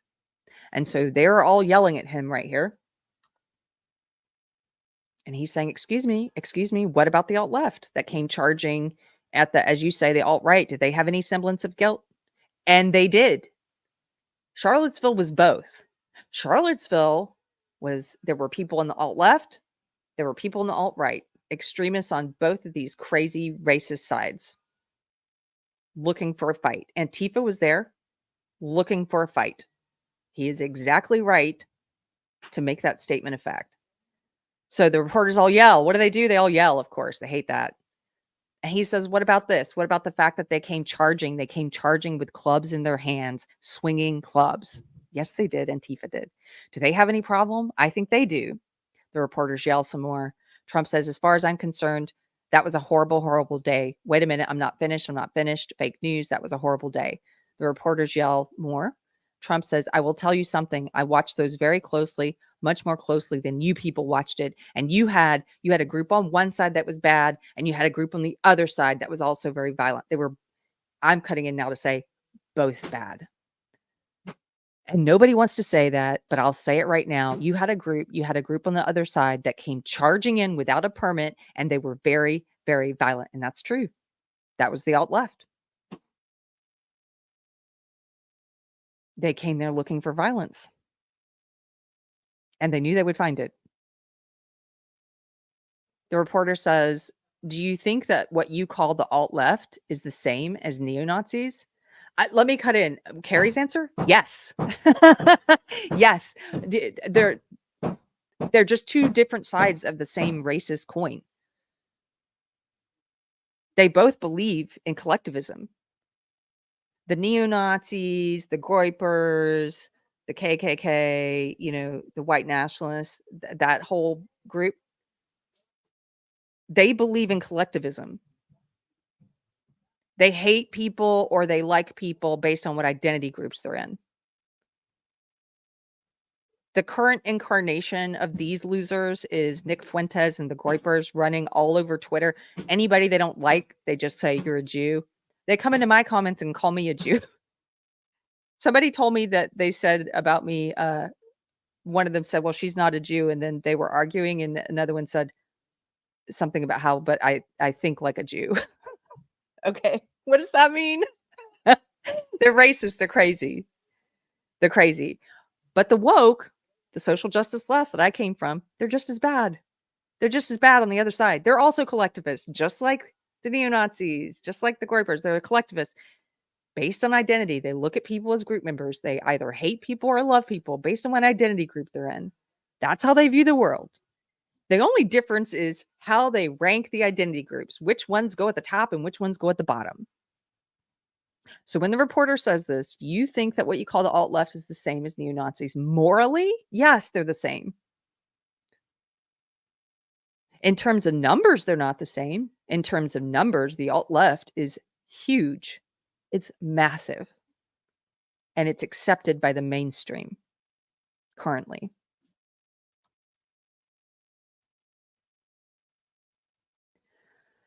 Trump responded, though. That's my answer. Let's see Trump's answer. He says, those people, all of those people, excuse me, I've condemned neo-Nazis. He says that again. I've condemned many different groups, but not all of those people were neo-Nazis. Believe me, this line's very important because it's true. He's telling you not all of those people there in Charlottesville were neo-Nazis. That's true.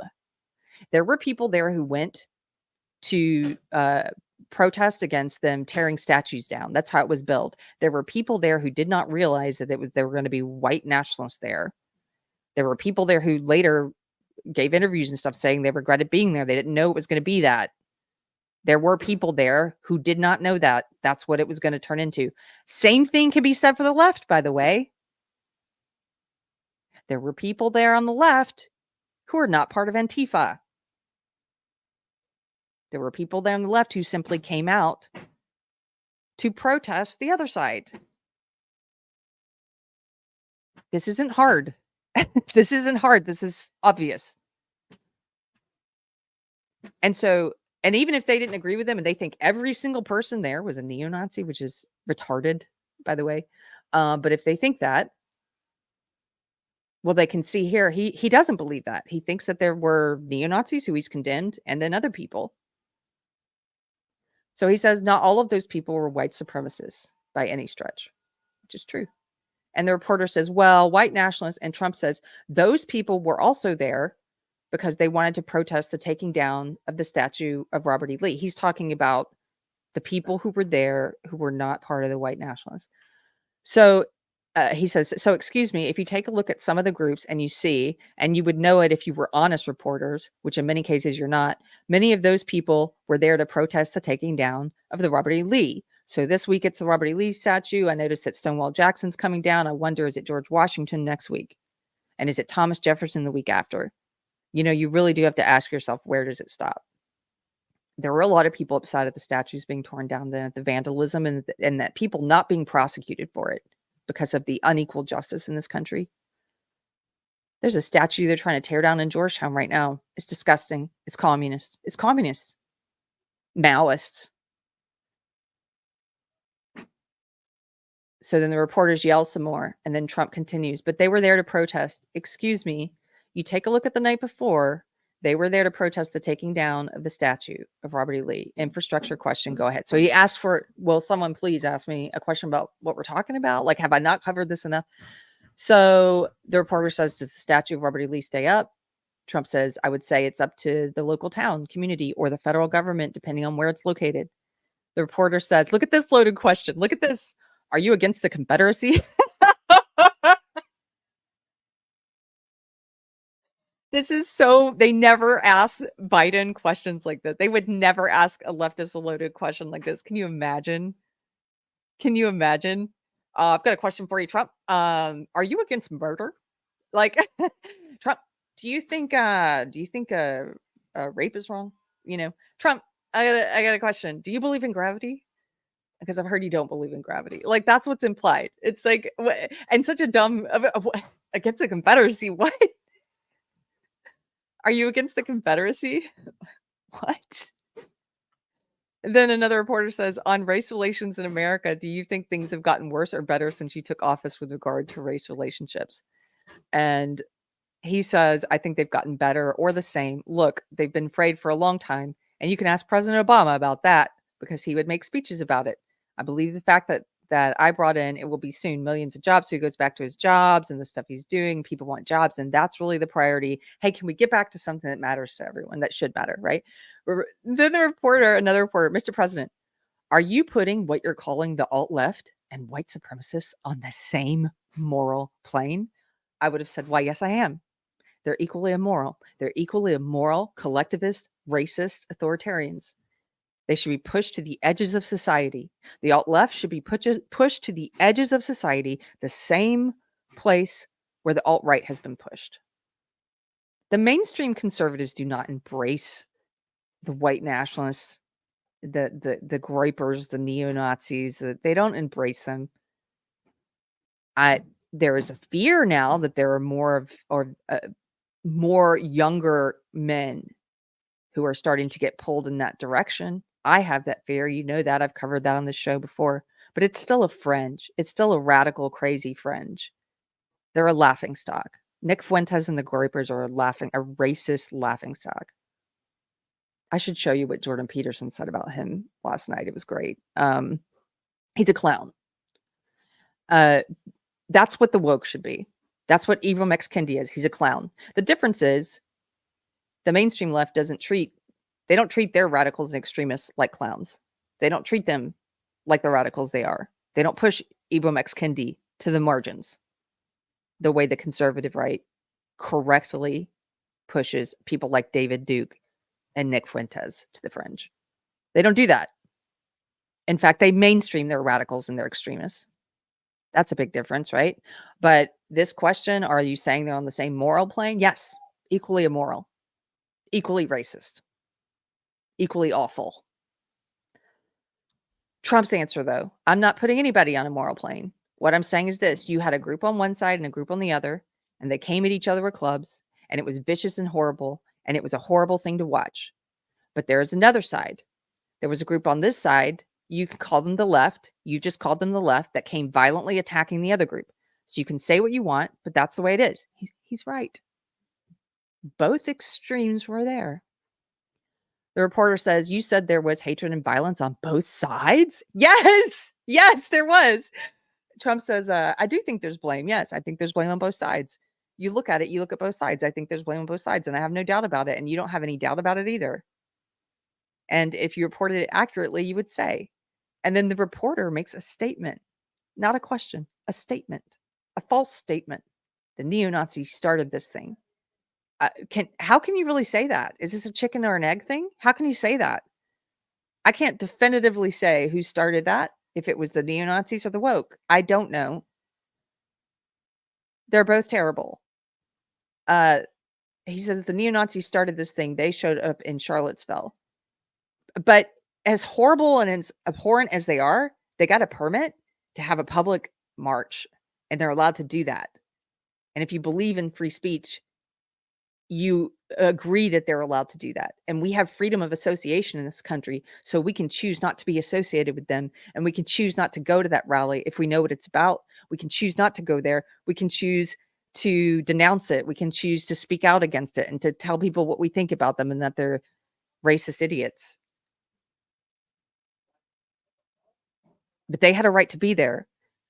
BLM and Antifa, the violent extremists on the left, did not have a right without a permit to come up and try to violently shut them down. Of course, that was going to end in violence between the extremists in both of those groups.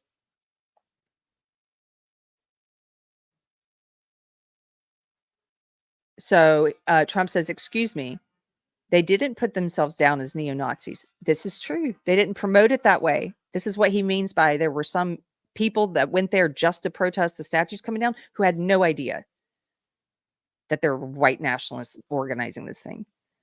He says, excuse me, they didn't put themselves down as neo-Nazis, and you had some very bad people in that group. But you also had people that were very fine people on both sides. You had people in that group, excuse me, I saw the same pictures you did. You had people in that group that were there to protest the taking down of them, to them, a very important statue and the renaming of the park. And so that's where the very fine people line comes from. And in no way, we've just read through this whole thing, in no way. He's repeatedly condemned in a statement today and the day before the neo-nationalists, the neo-Nazis and the white nationalists, repeatedly made it very clear what he's saying. And they still lie about this. And then he clarifies it further. The reporter says George Washington and Robert E. Lee are not the same. And Trump says, oh no, George Washington was a slave owner. Was George Washington a slave owner? So will George Washington now lose his status? Are we going to take down, are we going to take down the statues to George Washington? How about Thomas Jefferson? What do you think of Thomas Jefferson? Do you like him? Okay, good. Are we going to take down his statue? He was a major slave owner. Are we going to take down his statue? And then he continues, you know what? It's fine. You're changing history. You're changing culture. And you had people, and I'm not talking about, he clarifies again, I'm not talking about the neo-Nazis and the white nationalists because they should be condemned totally. He says that they should be condemned totally, which he did. But you also had, here this part, many people in that group other than neo-Nazis and white nationalists, okay? And the press has treated them absolutely unfairly.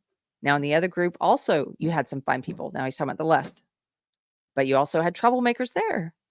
And you see them come with the black outfits and with the helmets and the baseball bats. And you had a lot of bad people in the other group, too. And he made this very clear, right? I'm not talking about the neo-Nazis and the white nationalists. They should be condemned. But you had many people in that group other than them. And the press has treated them unfairly. The reporter goes, I just didn't understand what you're saying. You're saying the press has treated the white nationalists unfairly? What? That's exactly the opposite of what he said. And he has to clarify again. No. There were people in that rally, and I looked the night before. If you look, there were people protesting very quietly and taking down the statue of Robert E. Lee. I'm sure that in that group, there were some bad ones. The following day, it looked like they had some rough, very bad people, neo-Nazis, white nationalists, whatever you want to call them. But you had a lot of people in that group that were there to innocently protest and very legally protest because, I don't know if you know, but they had a permit. The other group did not have a permit. So I only tell you this. There are two sides to a story. I thought what took place was a horrible moment for this country, a horrible moment. But there are two sides to the country. And it just continues. I'm sorry I spent so much time belaboring this. But if you are on the left and you found this video or someone sent it to you, or for some reason you're watching me, or maybe you hate me on social media, maybe you follow me passive aggressively, leave comments. I know a lot of people like that. And I usually don't block you. I allow you to continue popping up in my Facebook feed or on my Twitter, and you never have anything positive to say. You don't interact with anything about my life or my views, anything in a positive way. You're just there to pop up and be that creepy creeper who's just waiting to disagree with something. It doesn't matter what it is. It's that meme of the guy behind the tree. You're just sitting there waiting. And I don't usually block you people, and I let you spread your nasty passive aggressiveness on my profile because I hope at some point you will come and watch a video and maybe understand a little better what I'm trying to say. And I know that has happened for some of you. This was a long rant. Keely's got to go. F&T starting soon. Thank you for a great show. Thank you, lady. I'm sorry during this whole rant. And I read this for the sake of those people on the left. I hope they hear it. You can pull up those transcripts. I'll put them in the description of today's video. You can watch the video of him. Even better. But that was a massive lie. It's one of the biggest lies. And to see celebrities, there were some TDS celebrities today and last night, like Bette Midler, who were tweeting about how Trump is such a liar. And it's like, are you kidding me? Are you kidding me? Look at what your side does. Look at this huge lie that you've spread for years. That Trump called white nationalists very fine people. You are liars. You're disgusting liars. And you have people out there convinced of it because you don't give them the transcript to read. You don't show them the video. Randy, for $5, thanks for the super chat, says, June debate to be outside of Comish on presidential debates to keep RFK out. Also to give time for the Dem mega donors and super delegates to dump Biden. Oh, I see, Randy. Thank you. This is your opinion on why they pushed it to June. Okay, that makes sense. Yeah, both. Probably both. Did anybody watch the RFK thing? I haven't watched it yet, but I plan to. Elsa Barrett, who's been a member for 5 months. Thank you, Elsa, said, It's a setup to put Gavin in Biden's place. Biden debates Trump and Gavin speaks afterwards. Then Gavin replaces Biden without debating Trump. Probably. I don't know if it's Gavin though. I think they might have a harder time doing that because Kamala will, for them to skip over the vice president who is a woman of color. She's got 2 of the marginalized oppressed group status check boxes that they claim to care about and speak for. For them to skip over her for a straight white man, I think the left would just lose it. Even though they don't like her, they didn't vote for her in the primaries. She's an unlikable person. But when they talk about her, they have to present as if they support her. I don't know if they could allow that. I don't know if they could allow Newsom to be the one. Thank you for the super chat. I'm still thinking about it. Z-Man for $5. Thank you, Z-Man says, yes, it's sad about Joe Biden's condition, but let's not forget that for 50 years, he's been nothing but a left-wing hack and a liar in Washington. It's true. It's true, Z-Man. That's why my emotions were up and down. There was a lot of hilarity in the debate. And there was also times when I felt very sorry for him. Just the whole range. Alan for $2. This is what I'm talking about. That's what Groiper clown Nick Fuentes tweeted yesterday. He said, it's the Jews on Twitter. And Jordan Peterson put him in his place. And rightfully so. And I noticed people were saying to Peterson, he's beneath you. Fuentes is beneath you. Don't pay him any mind, which I agree with. He's very far beneath him. But I think Peterson calling him out and making it very clear that he's a psychopath and a racist was necessary because he has been swaying some of these young incel kind of these kind of loser young guys who are looking for direction and have unfortunately found him.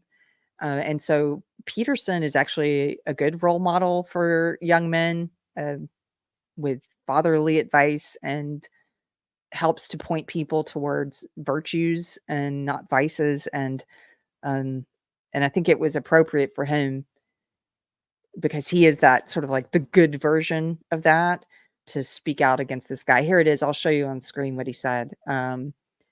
Looks like either Fuentes deleted his disgusting tweet or Twitter took it down, but he had just tweeted, it's the Jews. That's what he had said. And then Jordan Peterson said, you, Nick Fuentes, really are a psychopathic rat. Couldn't have said it better. Couldn't have said it better.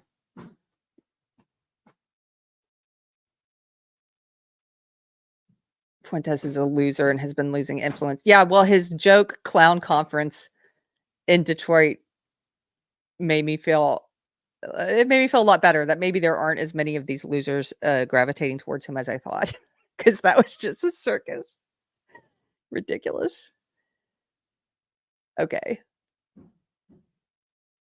I'm losing my voice. I've been talking about this. I went over the white nationalist thing for so long. I thought it was so important. So should we wrap it up? Should we call it a day? Should I show you some more of the stuff on Twitter? I think this is good. I think let me just look at my list. I think I've covered enough. There's a lot of similar stuff. And overall, it's just, this was a circus. This was a shit show, some would say. And what was different about it is the response from the cathedral, the response from the leftist media and politicians, and them agreeing and saying, oh yeah, he's mentally unfit. We need to replace him. Oh yeah, this is terrible. We need to replace him. That's different. The fact that they're all using the same, most of them are using the same talking points now. That's different. That's surprising. And so I don't know what they intend to do, but it's exciting. I'll tell you this. It is.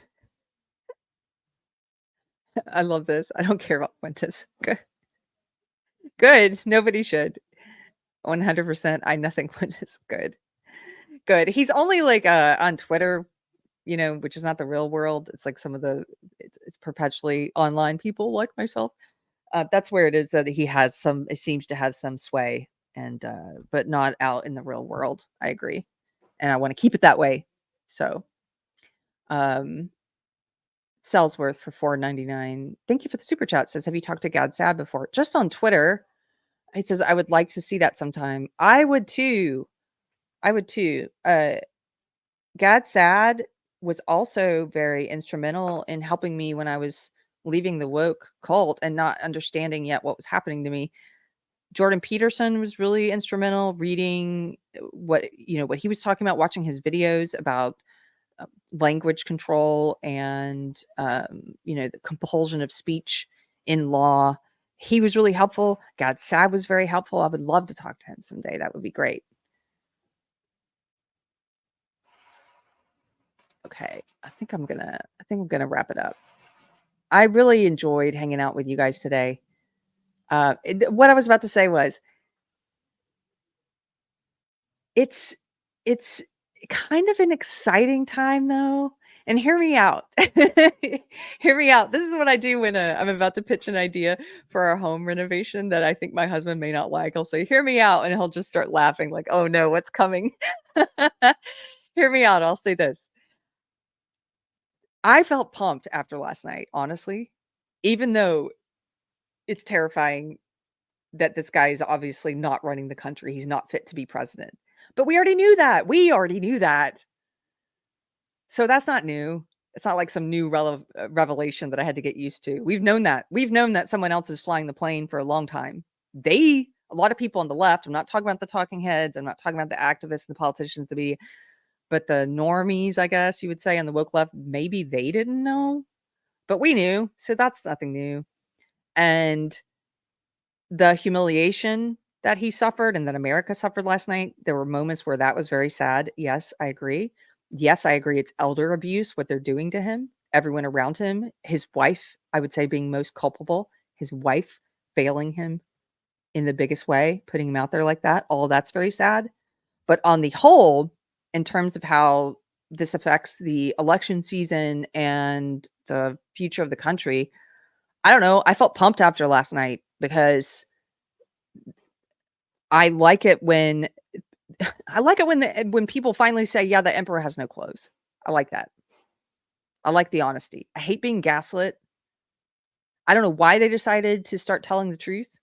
I don't know why they decided to push him out there and let the left see that, but I'm glad that people can see it. I'm glad it happened. I'm glad that there aren't as many people pretending now like he's wearing, like the emperor has fine clothing, He doesn't have fine clothing. So I'm glad that happened and I felt pumped about it. And also I think when stuff like this happens, here's the other thing I'm thinking. It destabilizes people on the left, some of whom may have their eyes opened. I saw James Lindsay was saying this may be a massive red pill moment for many. It may be. It's stuff like this that wakes people up. It's stuff like this that woke me up. And I started thinking like, wait a minute, I don't know what the F is going on.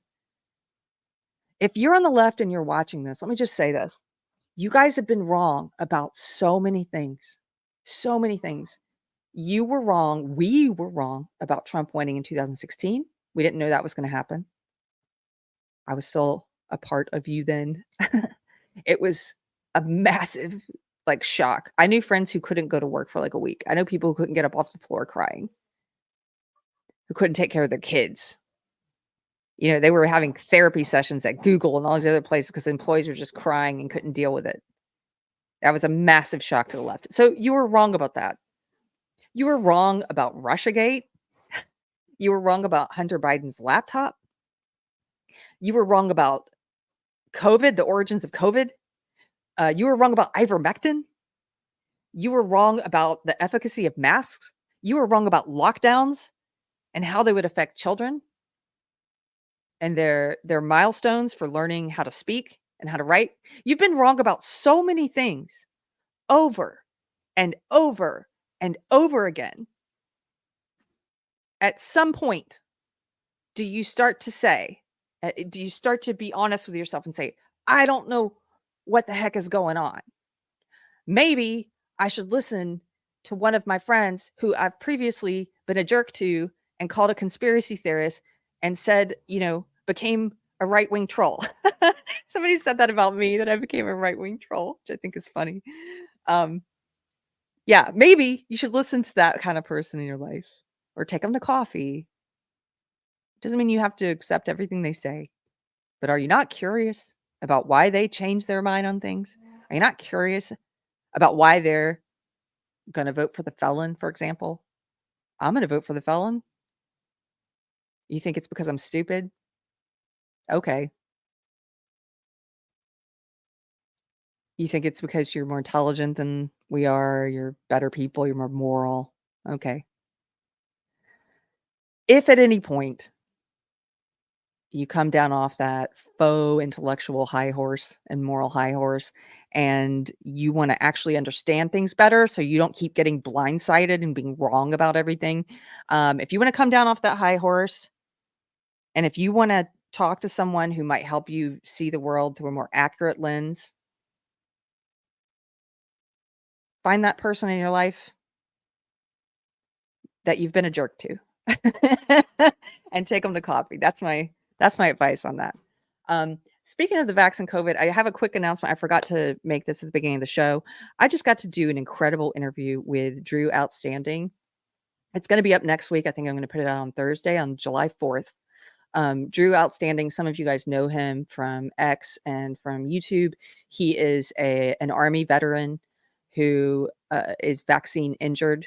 He got the vaccine because they recommended that he do so, because this was the time when it was being pushed on everyone. And he became paralyzed as a result. And his story is incredibly moving. I feel really blessed. I got to talk to him yesterday. And this video, when I put it out, I want you to share it with your friends who have questions about the vax, people who you think might be open to hearing it. I think we're at a time now where they're finally maybe going to allow some of the vaccine injured people to start talking about it. I mean, the New York Times ran an article on it. So that signals to me that maybe they're relaxing some of their censorship around this issue. I don't know if YouTube's going to let it stay up or not, but I'm going to at least put it out. It's his story. He should be allowed to tell his story and to tell the facts of what happened to him. And so I'm going to put it out and we'll see what happens. If they take it down, it'll still be up on Rumble, but that'll be coming up this coming week. And yes, Therese, that sounds good, but difficult to watch. It is. It is. Okay. Thank you guys. I really appreciate hanging out today. Thank you for the super chats. Thanks for everyone for hanging out in the chat. I didn't get to pay as much attention to it today because I was going on my soapbox rant about the lies. Have a great weekend. Oh, thanks to Brahma Bull. Brahma Bull, I had such a great time last night. I'm serious, you guys. Go check out Brahma Bull's channel. He's got a brand new political show they're going to be doing. It's called The Bullpen. Last night was the first episode. I believe they're going to be doing it on Sundays, and when they get to a regular schedule, it's going to be on Sundays.